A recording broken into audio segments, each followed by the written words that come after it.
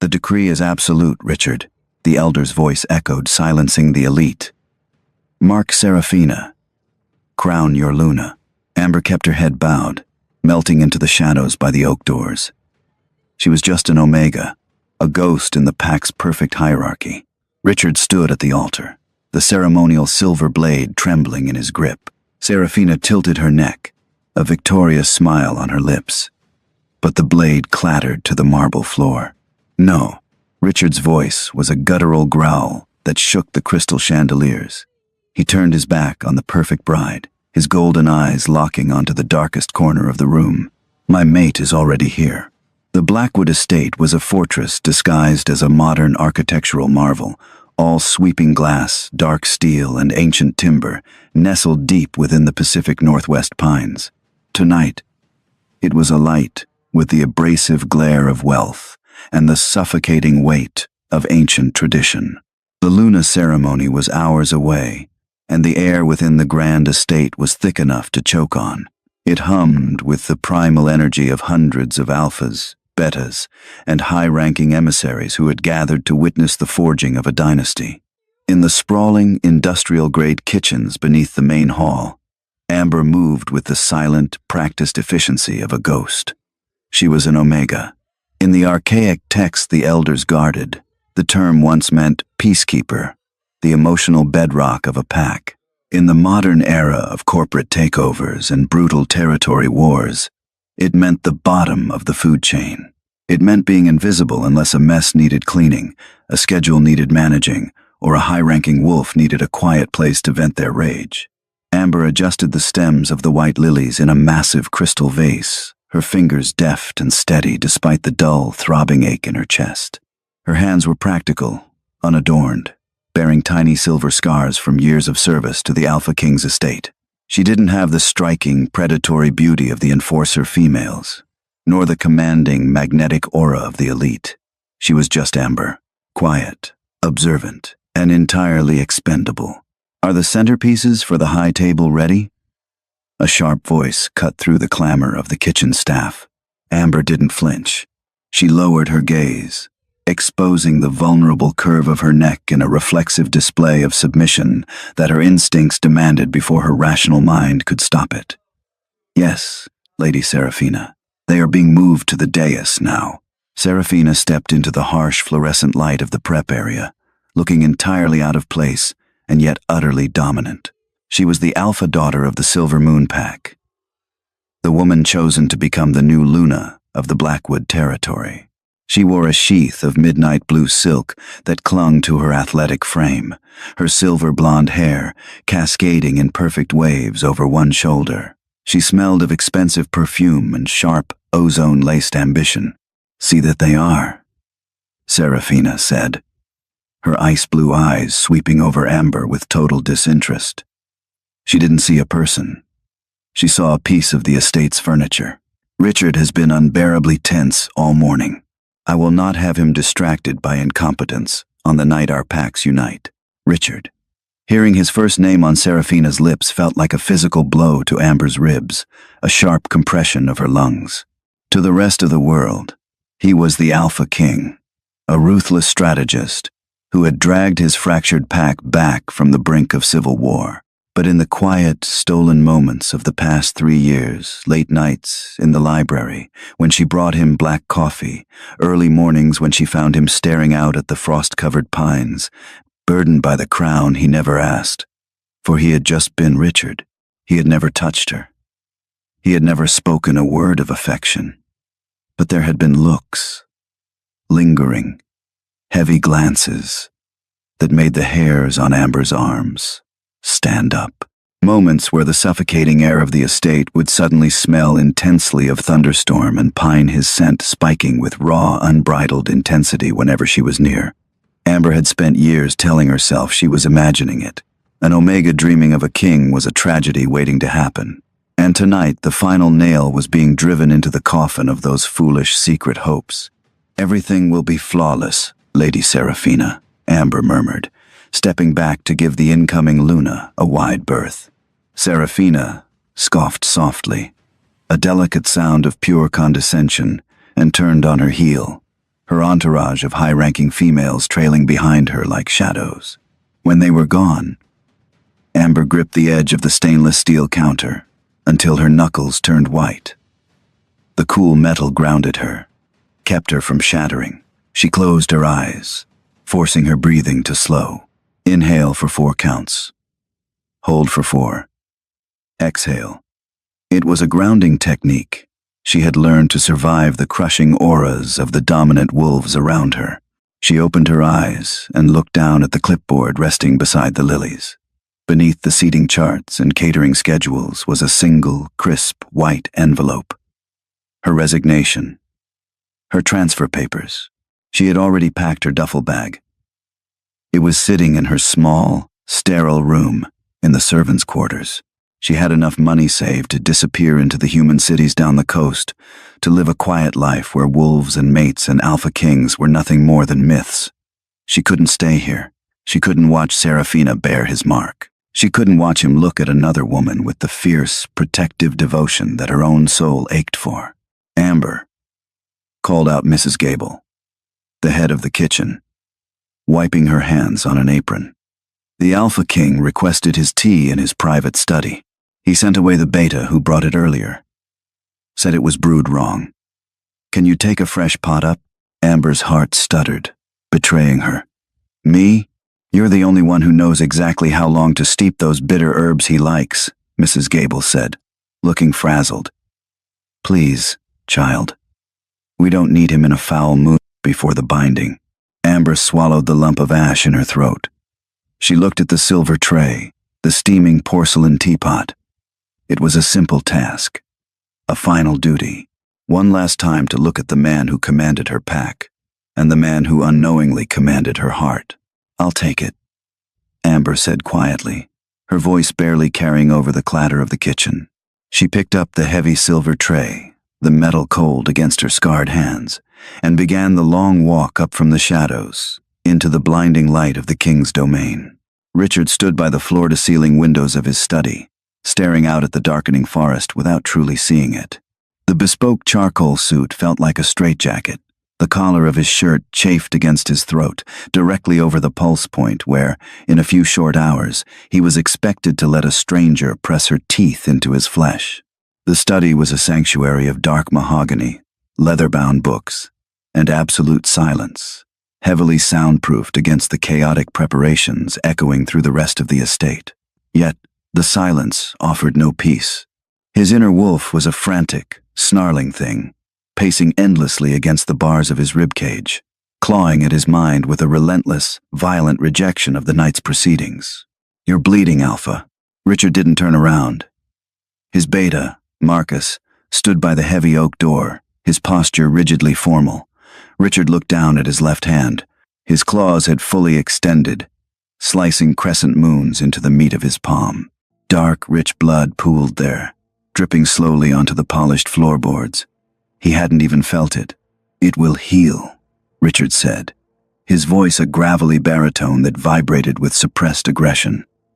He willed his claws to retract, wiping the blood on a monogrammed handkerchief he pulled from his pocket. The Silver Moon Alpha is already seated in the front row, Marcus cautioned, his tone carefully neutral. If you back out now, Richard, it means war. We don't have the numbers to hold the northern border against them. This union is the only way to secure the territory. I know the politics, Marcus, Richard snapped, the dominance in his voice forcing the beta to drop his gaze instantly. Richard immediately regretted the harshness. He dragged a hand through his dark hair, the heavy golden signet ring of his lineage catching the dim light. I know what is required of me. I will do what I must for the pack. But as he said the words, his wolf let out a mournful, hollow howl inside his mind. False, the beast snarled. False mate, poison. Wolves rarely found their fated mates in the modern era. The bloodlines had been diluted, the ancient magic thinned by centuries of strategic arranged breedings. Most alphas settled for chosen mates, strong females, who could bear strong heirs. Serafina was the logical choice, the perfect choice. So why did the very thought of her make Richard's blood run cold? Before Marcus could offer another platitude, a soft, hesitant knock echoed against the heavy door. Richard's head snapped up. His nostrils flared. Before the door even opened, the scent hit him, bypassing his rational mind and striking directly at the core of his primal instincts.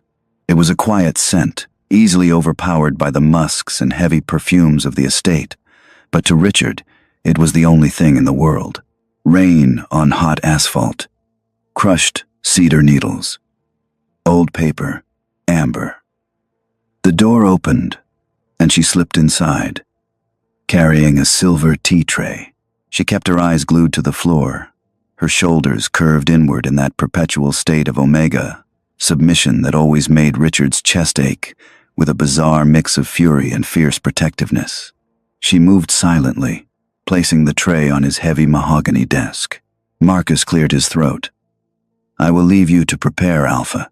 10 minutes until you must descend." The beta slipped out, pulling the door shut with a heavy click.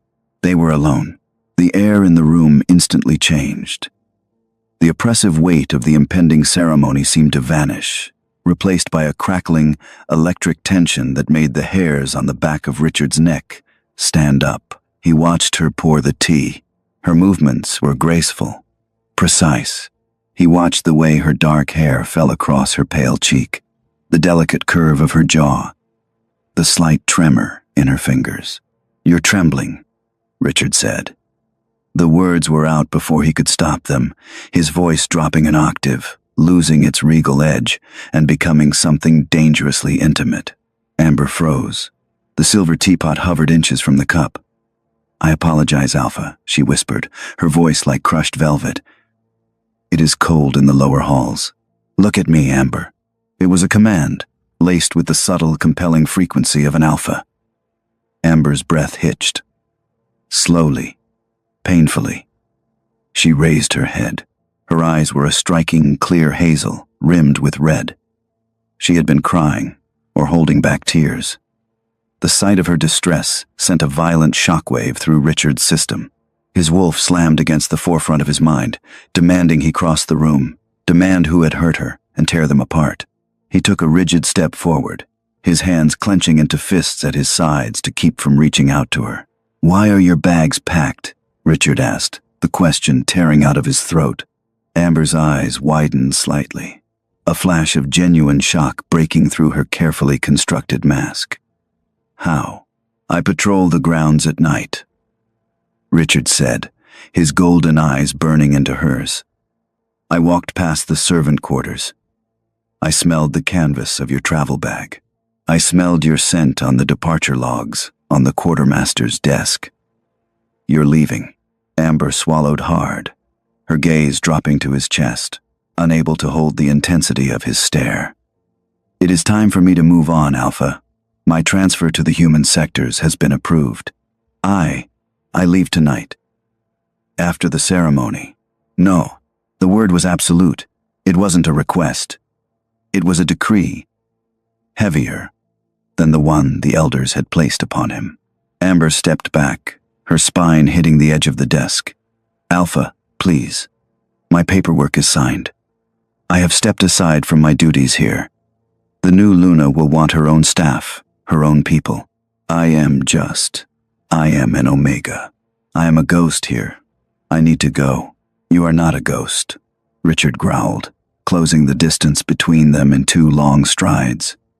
He stopped mere inches from her. He was so close he could feel the frantic, fluttering heat of her body. He could smell the salt of her unshed tears mixed with the cedar and rain. "You are the one who keeps this estate from collapsing. You are the one who brings me coffee at 3 a.m.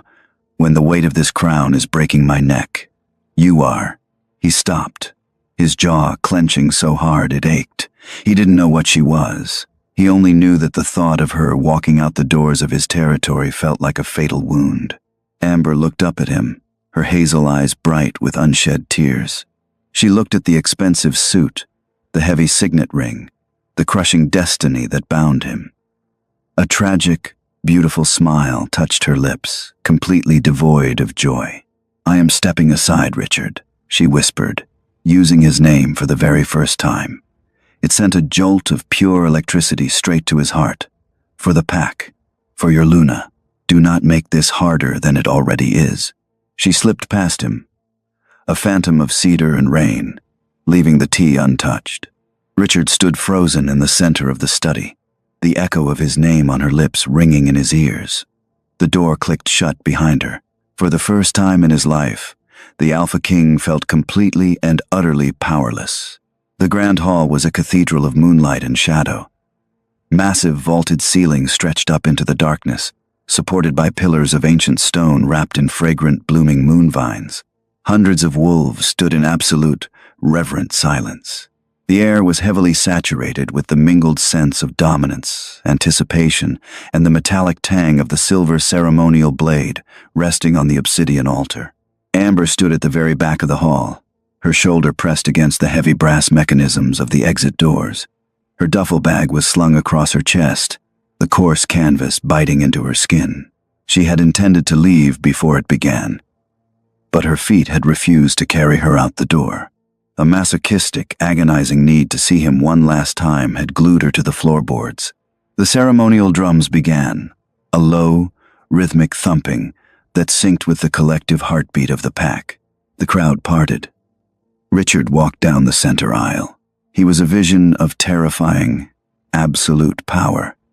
The hesitation she had seen in his study was gone, replaced by a mask of cold, unyielding granite.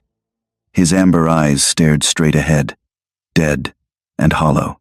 He moved with the predatory grace of a king walking to the gallows, every step heavy with the burden of 1,000 lives depending on his sacrifice. From the opposite side of the hall, Seraphina emerged, flanked by the elders. She looked radiant, her blue dress swapped for a traditional gown of flowing white silk. She looked like a queen. She looked like everything Amber was not. Amber felt a tear slip hot and fast down her cheek. She didn't bother wiping it away. She was in the shadows. No one was looking at the Omega. Richard and Seraphina met at the obsidian altar. The High Elder, a man with skin like parchment and eyes clouded with age, raised his hands. The drums ceased. The silence that followed was absolute, heavy enough to crush bone. We gather under the gaze of the moon, the elder's voice echoed, amplified by the cavernous acoustics of the hall, to bind two lines, to forge a future from the blood of the past. Amber wrapped her fingers around the brass handle of the door. The metal was freezing. Just turn it, she told herself. Turn it, walk out into the night, and never look back. Alpha Richard of the Blackwood, the elder intoned, lifting the silver ceremonial blade. The metal caught the moonlight, flashing like a warning. Do you accept Lady Seraphina of the Silver Moon as your true and bound Luna? Will you mark her, and in doing so, bind your soul, your territory, and your pack to hers? Richard stared at the blade. He looked at Seraphina, who was smiling, tilting her neck to expose the pale, unmarked skin over her pulse point. All he had to do was take the knife, make a small cut on his palm, and press his blood to her skin while reciting the vow. It was simple. It was politics. He reached out. His fingers brushed the cold silver of the hilt. At the back of the room, Amber turned the brass handle. It let out a soft, barely audible click. She pushed the door open an inch, and the cold night air rushed in. She took a step backward, crossing the threshold, effectively breaking her physical connection to the Blackwood packlands. At the exact millisecond, her foot touched the neutral ground outside the hall. Richard's body went completely rigid. The silver blade slipped from his fingers. It hit the obsidian altar with a sharp clack and tumbled off the edge, clattering loudly against the marble floor. The sound was like a gunshot in the silent room. Seraphina's smile vanished. "Richard?" she hissed, keeping her voice low. But Richard wasn't looking at her. His head snapped up, his golden eyes widening in sudden, violent realization. The scent, her scent rain and cedar, was fading. The sudden absence of it hit his senses like a physical amputation. Inside his mind, His wolf didn't just howl, it snapped its chains. It rose up with a terrifying, absolute certainty, flooding Richard's veins with pure, unadulterated adrenaline. It wasn't just a preference. It wasn't just desire. The moment Amber had begun to sever her tie to the pack, the latent, suppressed magic of their bloodlines violently awoke to protect itself. Mate. The word exploded in his consciousness, ringing in his ears, shaking the marrow of his bones. True mate. Leaving. Stopper. The decree is absolute, Richard. The elder's voice echoed sharply, attempting to salvage the sudden, terrifying deviation in the ceremony, silencing the shocked murmurs erupting from the elite. Mark Serafina. Crown your Luna. No. Richard's voice was a low, guttural growl, but it projected through the hall with the force of a physical shockwave. The sheer dominance rolling off him forced several betas in the front row to drop to their knees. Serafina took a step back, her eyes wide with shock and sudden, fiery indignation. Richard, what are you doing? My father. I don't care about your father, Richard snarled, his eyes bleeding from human amber into the glowing, molten gold of his fully awakened wolf. He turned his back on the perfect bride, completely dismissing the political alliance, the threat of war, the demands of the elders. He looked past the altar, past the kneeling betas, past the hundreds of shocked faces, his glowing eyes locking onto the darkest corner of the room, straight through the crack in the heavy oak doors. Amber stood frozen in the doorway, the night wind whipping her dark hair around her face. Her breath caught in her throat. Across 100 feet of space, she felt the impact of his gaze, like a physical collision. My mate is already here, Richard declared, his voice echoing off the vaulted ceilings, absolute and unyielding. The crowd parted violently, stumbling over each other to get out of his way as the Alpha King descended the altar, his eyes locked solely on the Omega and the doorway. The silence in the grand hall was no longer reverent. It was the suffocating, highly pressurized vacuum that precedes a detonation. Richard's heavy footfalls on the marble were the only sounds, each one striking like a hammer against the fragile peace of the packs. He walked with a terrifying singularity of purpose. The sea of elite wolves, dressed in their finest silks and tailored suits, scrambled backward. Their primal instincts screamed at them to clear the path of an Alpha King answering the call of a true mate. Serafina stood at the altar, her face draining of color, the mask of the perfect Luna shattering into genuine horror. The ceremonial blade lay forgotten on the floor. Richard! Her father, Alpha Kale of the Silver Moon, roared. The sound was a concussive blast of dominance that would have forced any lesser wolf to their knees. Kale stepped off the dais, his chest barreling out, his own eyes flashing a dangerous, icy blue. You insult my bloodline. You break a sacred pact before the moon and the elders. Turn back, or this alliance is dead. Richard didn't even break his stride. He didn't look at Kale. He didn't look at the High Elder, whose parchment-like face was currently contorted in absolute panic. Richard's molten gold eyes were fixed exclusively on the crack in the heavy oak doors, and the woman standing frozen on the other side. The alliance was built on a lie, Richard's voice rumbled, a dark, dangerous vibration that resonated in the chest cavities of everyone present. The pact is void. My mate is already here. Amber couldn't breathe. The night wind whipped her dark hair across her face, but she couldn't bring her hands up to brush it away. Her muscles were locked, completely paralyzed by the sheer magnitude of what was happening. She watched Richard close the distance between them, a predator locked onto his absolute center of gravity. Run, her rational mind screamed. Run now. If you stay, you will tear the pack apart. But her wolf, a quiet, suppressed thing that had slept dormant for years under the crushing weight of her Omega status, suddenly surged to the surface. It didn't want to run. It wanted to bare its throat to the king. Richard reached the massive brass doors. With a single, effortless shove, he pushed them wide open, shattering the heavy silence of the hall with the roaring whistle of the mountain wind. He stepped over the threshold, crossing from the sacred grounds of the ceremony into the chaotic, untamed night. He stopped inches from her. Up close, the transformation in him was staggering. His usually perfectly styled dark hair was slightly wild from the wind. His bespoke suit felt like a cage he was moments away from ripping apart. But it was his eyes that undid her. They were glowing, luminous gold, stripping away the stoic, ruthless alpha king she had served for years, revealing the desperate, raw soul of a man who had just found the other half of his breath.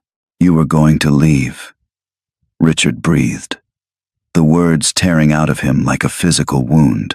"Richard, please," Amber whispered, her voice trembling so violently she could barely form the syllables. "Look at what you are doing. Look behind you." She didn't have to look to know that the grand hall was erupting into chaos. She could hear the snarls, the rising crescendo of alpha auras crashing against each other like tectonic plates. The Silver Moon Pack members were shifting, the sickening crunch of bone and tearing of fabric echoing from the rear of the hall as they prepared to defend their honor. "I don't care," Richard said, his voice dropping to a harsh, intimate rasp that only she could hear over the wind. "Let it burn. Let the elders scream. Let Kyle bring his armies. I am not letting you walk away from me." Slowly, as if approaching a terrified wild animal, Richard reached out. His large hand, the one that still bore the bloody crescent moons from where his claws had pierced his own flesh, hovered over her cheek. He didn't touch her, leaving the choice to her, but the heat radiating from his skin was a magnetic force. Amber closed her eyes.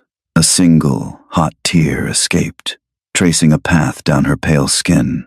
"I am an Omega, Richard. I have nothing. I am nothing. I cannot be your Luna. You are everything," he growled. The restraint finally snapped. His hand closed the remaining fraction of an inch, his calloused palm cupping her jaw. The moment his skin made contact with hers, the world stopped. It wasn't a spark. It was a devastating, blinding shockwave of pure energy. It ripped through Amber's veins, a torrential flood of warmth and belonging that obliterated years of cold submission. Her breath left her lungs in a sharp gasp. In her mind, she felt a heavy, unbreakable chain snap into place, linking her consciousness, her pulse, her very soul directly to his. It was terrifying. It was absolute. It was the true mate bond, a legend she had only read about in the dusty archives, exploding into reality. Richard let out a harsh, guttural sound that was half groan, half growl. He pulled her flush against his chest, wrapping his arms around her with a fierce, crushing possessiveness that felt entirely alien and completely perfect. He buried his face in her neck, inhaling the scent of cedar and rain like a drowning man taking his first breath of oxygen. "Mine," he murmured against her skin, the vibration of the word sending a shiver down her spine. Finally, behind them, the grand hall exploded. "Treason!" Alpha Kale's roar shattered the remaining silence. "The Blackwood Pack has broken the sacred laws. Seize the king.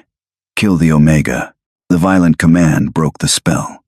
Richard's head snapped up, the tender, desperate mate vanishing in a microsecond, replaced once again by the ruthless warlord.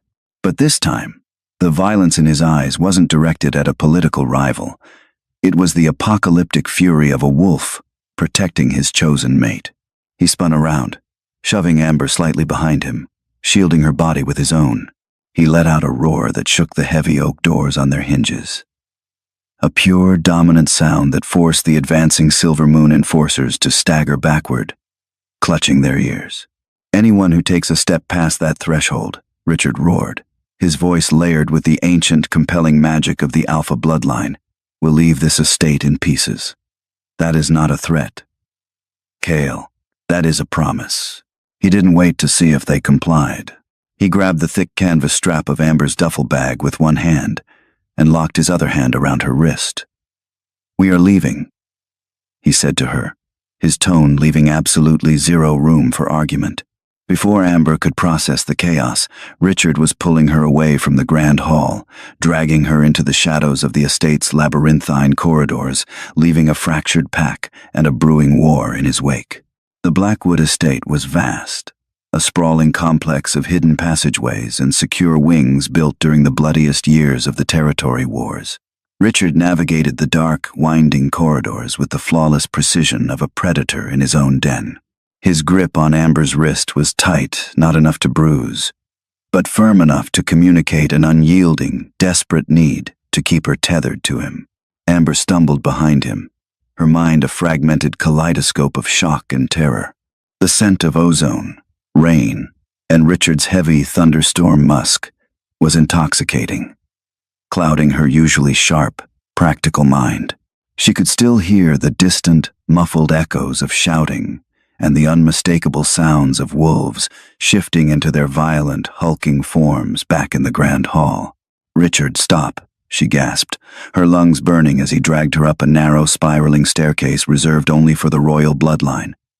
"Richard, you have to go back. They will slaughter your betas. They will tear the pack apart."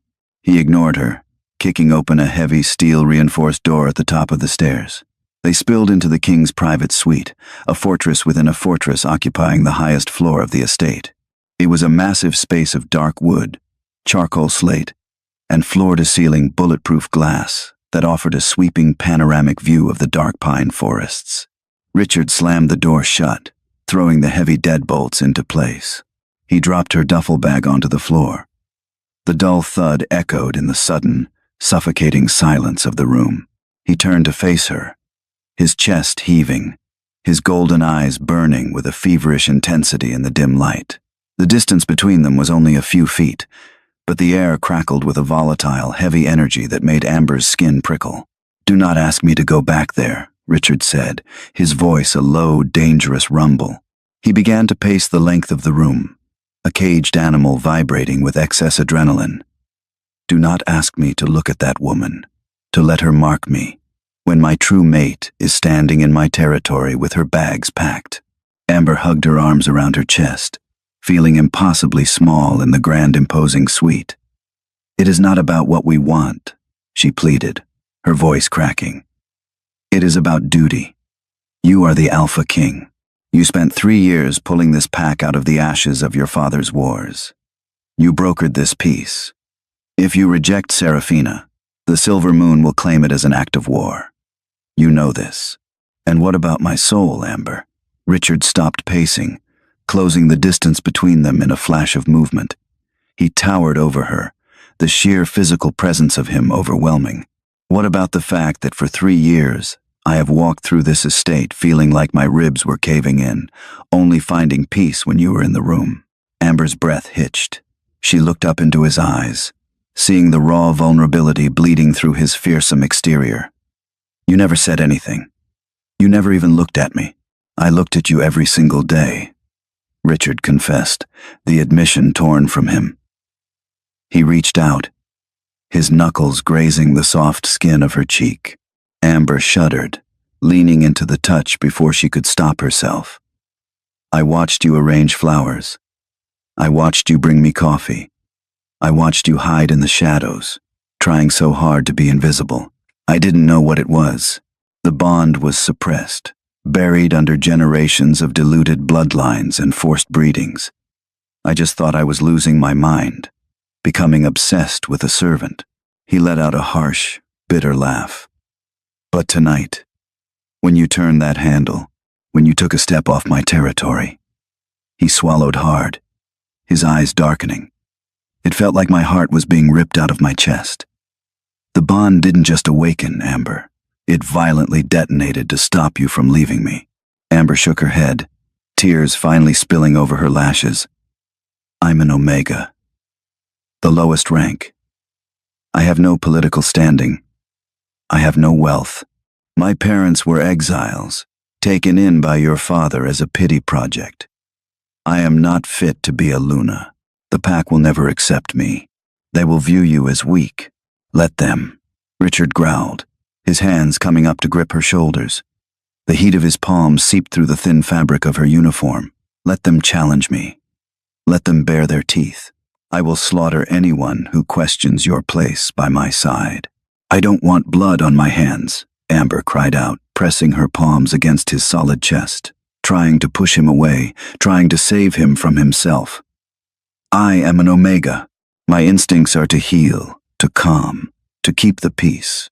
I cannot be the reason hundreds of wolves die in a territorial war.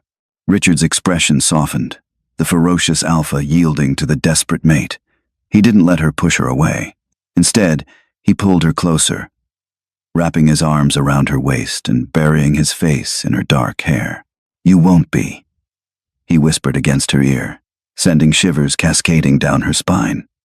You are not the cause of this war, Amber. Kyle has been looking for an excuse to conquer the Blackwood for a decade. Serafina was just a Trojan horse. If it wasn't this, it would have been something else. He pulled back slightly, forcing her to look at him. His golden eyes were ancient and certain. In the old texts, Omegas weren't servants. They were the heart of the pack. They were the only ones powerful enough to balance the rage of an alpha. That is what you are. You are not my weakness, Amber. You are my anchor. He leaned in, his gaze dropping to her lips. The tension in the room shifted from frantic and violent to incredibly deeply intimate. Amber's heart hammered a frantic rhythm against her ribs. She could feel the magnetic pull of his mouth, the overwhelming biological imperative to close the final distance and seal the bond. Her eyes fluttered shut. She felt the warm whisper of his breath against her lips. Suddenly, a harsh, frantic pounding erupted against the heavy steel door. Richard froze, a feral snarl ripping from his throat at the interruption. He pressed his forehead against hers, taking a ragged, shuddering breath to rein in his wolf. Alpha, Marcus's voice shouted through the thick metal. Alpha, you need to open the door. It's a bloodbath downstairs. Kale has declared a blood feud. They are breaching the armory. The fragile, intimate bubble shattered instantly, replaced by the harsh, abrasive reality of war. Richard's demeanor snapped back to that of the warlord. The golden warmth in his eyes hardened into glacial amber. He pressed a brief, fierce kiss to Amber's forehead, a promise and a warding before turning his back on her and striding toward the door. He threw the heavy deadbolts back and hauled the door open. Marcus stood in the corridor, bleeding from a deep gash above his left eye. His tailored suit was torn, and his chest heaved with exertion. Report, Richard commanded, his voice devoid of emotion, operating purely on tactical instinct. Kale isn't leaving, Marcus panted, wiping the blood from his eye. He's demanding we hand over the Omega for execution, as recompense for the broken vow. Half of our elders are siding with him, Richard. They say you've lost your mind to a blood curse. The Silver Moon enforcers have barricaded the lower exits. They are holding the guests hostage in the Grand Hall. Richard's jaw clenched so hard a muscle ticked visibly in his cheek. And my betas? Holding the line at the grand staircase. But we are outnumbered, Alpha. Kale brought 3 times the emissaries he claimed on the official logs. It was a setup. They were prepared for a siege, whether the wedding happened or not. Then we give them a war, Richard said coldly. He stepped out into the hallway, his claws slowly extending from his fingertips. Assemble the elite guard. Tell them lethal force is authorized. No one touches my mate. Richard, stop. Both men turned. Amber stepped out of the private suite. She was pale, her hazel eyes wide with horror, but she was no longer trembling. The crushing weight of her Omega instincts, the desperate biological need to preserve life and maintain peace, was surging through her, overpowering her fear. You cannot go down there and start a slaughter, Amber said, her voice remarkably steady despite the terror gripping her heart. Amber, go back inside, Richard ordered, moving to push her back into the safety of the room. This is not a place for you. I will handle Kale. By killing him? She countered, stepping out of his reach. By killing his betas? And then what? His son will take the Alpha mantle and wage a decade-long vendetta against the Blackwood. How many widows will you make tonight, Richard? How many pups will grow up without fathers? Because I was too afraid to walk out a door. You are not the cause of this, Richard roared, his dominance flaring, making Marcus flinch. I am the catalyst, Amber said fiercely. She looked at her scarred, unadorned hands. The hands of a servant, the hands of an Omega. In the old texts, You said Omegas were the peacekeepers, the heart of the pack. You said I was your anchor. She looked up at him, her eyes burning with a sudden, quiet resolve. Let me do my job, Alpha. Richard stared at her, utterly bewildered. What are you talking about? Take me to the Grand Hall, Amber demanded. I won't hide behind you while my pack bleeds. Absolutely not, Richard snarled, his wolf violently rejecting the idea of putting his newly found mate in the line of fire. Kale wants your head. I will not hand-deliver you to him. You are not handing me over, Amber said, stepping directly into his space, completely unaffected by the terrifying aura of his rage. She reached up, placing her small, warm hands over his clenched fists. You are walking beside me. Trust me, Richard. Please. There was a long, agonizing silence. Richard looked down at her, seeing the unwavering strength beneath her submissive exterior. She wasn't an enforcer. She had no claws, no combat training, but she had something else, a deep, ancient well of empathy and resilience that he could feel radiating through the mate bond. Slowly, Richard's claws retracted. He turned his hand over, intertwining his fingers with hers. If Kale makes one aggressive move toward you, Richard promised, his voice a lethal whisper, I will rip his throat out with my teeth. Understood, Amber breathed. The descent to the Grand Hall felt like a march into hell. The air grew thicker, with the metallic scent of blood and the suffocating pressure of enraged alpha auras. When they reached the top of the grand marble staircase, the scale of the disaster became horribly clear. The beautiful hall was a war zone. Overturned tables, shattered crystal, and snarling wolves in various states of transformation created a scene of absolute chaos. At the bottom of the stairs, Kale stood surrounded by his massive enforcers, holding the terrified guests at bay. There he is, Kale roared, spotting Richard on the landing, the Mad King and his whore. Richard growled, his body tensing to launch himself down the stairs, but Amber squeezed his hand, anchoring him. She didn't hide behind his massive frame. Instead, she took a deliberate step forward, positioning herself slightly ahead of the Alpha King.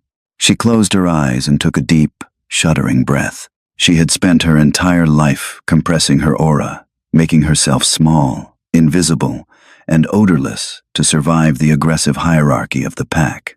Now she visualized a locked box inside her chest, and with a mental heave she shattered the lock. Amber released her true Omega aura. It wasn't a physical shockwave like an alpha's dominance. It didn't force wolves to their knees or crush their windpipes. Instead, it rolled down the staircase like a thick, cooling fog. It smelled of rain breaking a suffocating summer heat, of deep, quiet forests, of absolute, maternal safety. The effect was instantaneous and staggering. Halfway down the hall, a snarling Silvermoon Beta mid-lunge suddenly stopped, his claws retracting, a look of profound confusion washing over his face. The aggressive, spiked adrenaline fueling the room hit the Omega aura and simply dissolved, like fire starved of oxygen. The growls turned into confused whimpers. The urge to kill, the territorial rage, was gently but firmly suffocated by a blanket of absolute biological calm. Even Kale staggered, his terrifying roar dying in his throat. He looked up at the pale, unassuming woman on the stairs, his eyes wide with a mixture of shock and primal reverence. The ancient instincts buried deep within the wolf psyche recognized what she was: a true Omega, an emotional apex predator capable of pacifying an entire battlefield. The Grand Hall fell into a stunned, deafening silence. Amber opened her eyes, her chest heaving with the effort. She looked directly at Kyle. There will be no bloodshed tonight, Amber said, her voice quiet, but carrying clearly through the silent hall. You will release the guests, you will take your pack, and you will leave Blackwood territory. Kyle's jaw worked silently. His alpha pride fought a violent war against the overwhelming, pacifying magic washing over him. He looked at Amber, then at Richard, who stood behind her, radiating lethal protective pride. This isn't over, Blackwood, Kael finally spat, though the venom had been stripped from his voice. He signaled his enforcers. "We leave." Now, as the Silver Moon Pack began to retreat into the night, Richard stepped forward, wrapping his arm around Amber's waist, pulling her tightly against his side. She leaned into him, utterly exhausted, but for the first time in her life, she wasn't hiding in the shadows. The Omega had stepped into the light, and the king had found his queen. The morning light broke over the Blackwood estate like a harsh interrogation lamp, exposing the fractured state of the pack. The grand hall, once a pristine cathedral of modern wealth, was littered with shattered crystal, splintered mahogany, and the lingering coppery scent of narrowly avoided bloodshed. The Silver Moon Pack had retreated, but the threat of a siege had been replaced by a much closer, far more insidious danger: the absolute fury of the Blackwood Elders. Richard sat at the head of the massive obsidian table in the underground council chambers. He had barely slept, his body still humming with the aftershocks of the awakened mate bond and the adrenaline of the aborted war. He wore a crisp, black shirt, the sleeves rolled up to expose the fading crescent moon scars on his palm. Flanking the table were the 7 elders of the pack. They were wolves whose fur had long turned silver, holding fast to centuries of tradition. At their center sat Elder Thorn, a man whose rigid adherence to pack law had survived 3 Alpha Kings. "It is madness, Richard," Thorn hissed, slamming a gnarled hand onto the stone table. "You have alienated our strongest ally, insulted Alpha Kael, and humiliated Lady Seraphina in front of the United Territories. And for what? A servant? An unranked Omega? She is my true mate," Richard said. His voice was a low, glacial rumble that promised swift violence if the disrespect continued. "The bond is absolute. The goddess chose her for me. The goddess does not balance ledgers or negotiate border disputes." Thorn countered, his eyes flashing a pale, diluted yellow. "A Luna must be a politician, a general, a symbol of strength. This Omega, she is weak. She scrubbed the floors you walk on. The other packs will see this as a fatal vulnerability. They will strike." Richard leaned forward, his golden eyes igniting.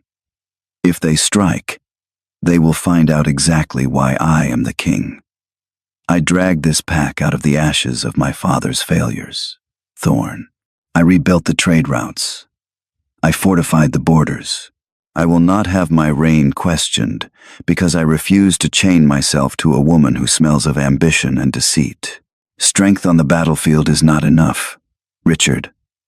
Another elder chimed in, her voice cold. "A Luna commands the internal structure.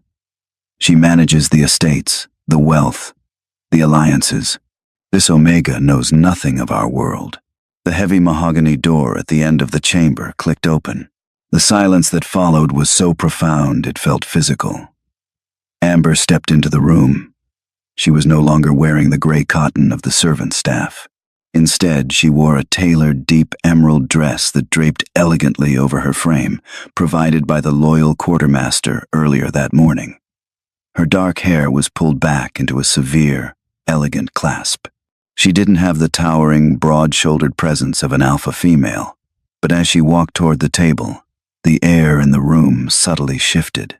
The frantic, aggressive tension radiating from the elders seemed to hit an invisible wall around her, dissolving into a strange, heavy calm. Richard stood up immediately, offering her the seat at his right hand, the seat of the Luna. Thorn scowled, refusing to look at her. "This is a closed council. Servants are not permitted." "She is not a servant," Richard growled, placing a protective hand on the back of her chair. "She is my mate." Amber gently touched Richard's arm, a silent command for him to hold his temper. She looked down the length of the table, meeting the hostile glares of the elders without flinching. Her heart pounded frantically against her ribs, but her Omega aura, the deep, pacifying well of control she had unleashed the night before, kept her outward demeanor entirely composed. "You believe I know nothing of this pack's operations, Elder Thorn," Amber began. Her voice was soft, yet it carried the undeniable resonance of someone who was completely certain of their ground. You believe I am unequipped to manage the estate, Thorne scoffed. You arrange flowers and brew tea, girl. Do not insult our intelligence. Amber didn't blink. She reached into a leather folder she had brought with her and slid a stack of meticulously organized documents down the smooth stone table. They stopped directly in front of Thorne. These are the Blackwood Quarterly Financial Reports, Amber said, her tone clinical. For the last 3 years, the Beta of Finance has been submitting them for the King's approval. But the Beta of Finance has a gambling problem, Elder Thorne. He has been skimming 2% off the top of the lumber exports and hiding it in dummy accounts under the guise of maintenance costs. The color drained from Thorne's face. He looked at the papers, then back at Amber. How could you possibly know that? These are highly classified, because I am the one who brings the Beta his coffee at midnight when he is frantically trying to cook the books, Amber said smoothly. I am the one who organizes the King's study. I read everything. While you all sat in these chambers discussing theoretical alliances, I was observing the practical reality of this estate. I know that the eastern watchtowers are structurally compromised because the foreman used cheap concrete. I know that the Silver Moon's generous dowry included tracts of land that are entirely depleted of silver, making it a financial liability, not an asset. She leaned forward, her hazel eyes locking onto Thorne's. I may have scrubbed your floors, Elder, but I also know every crack in the foundation of this pack. And I know exactly how to fix them. The silence in the chamber was absolute. Richard stared at Amber, his chest swelling with an overwhelming, consuming mix of pride and awe. He had known she was his emotional anchor, but he had entirely underestimated her brilliant, practical mind. She had weaponized her invisibility. Thorne swallowed hard, his fingers trembling slightly as he touched the damning financial reports. This is an accusation against a high-ranking Beta. We cannot just... I have already seized his assets and confined him to his quarters. Richard interrupted, his voice ringing with absolute authority. He looked at the elders, daring them to challenge him. My Luna has spoken. Are there any other objections to her ascension? The elders exchanged uneasy glances. The rigid hierarchy they worshipped had just been dismantled by a woman they hadn't even looked at for 3 years. Slowly, one by one, the elders lowered their heads in a reluctant, but genuine, display of submission. Amber exhaled a slow, shaky breath, her fingers slipping under the table to intertwine with Richard's.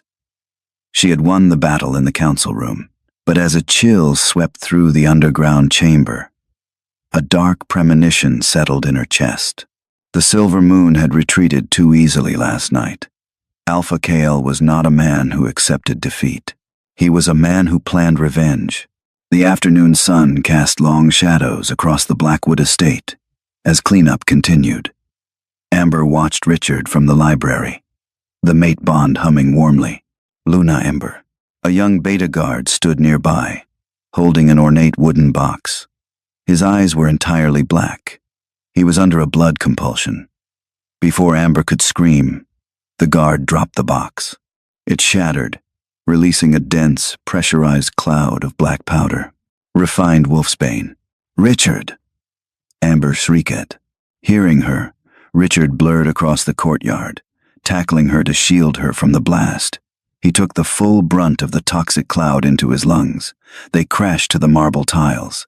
Richard convulsed, necrotic black veins rapidly spreading up his neck as the poison bonded to his alpha aura.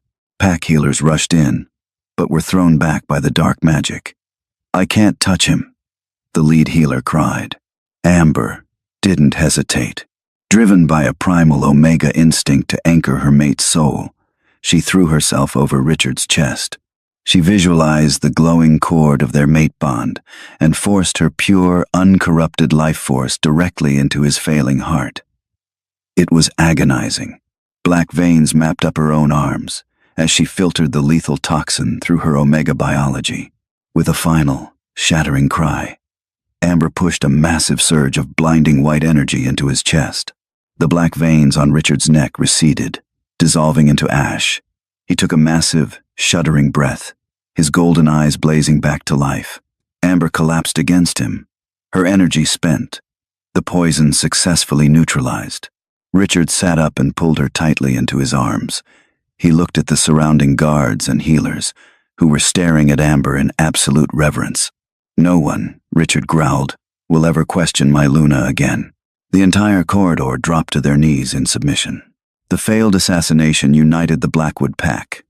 The elders dropped all opposition, and warrants were issued for Kael's arrest. The pack was finally anchored by a king and queen forged in fire. 3 nights later, under a heavy full moon, Richard and Amber walked hand in hand to the moon pool, a secluded spring where the first Blackwood alphas claimed their mates. Richard stepped to the water's edge, his golden eyes soft with devotion. "I spent my life fighting until you walked into my study," he whispered.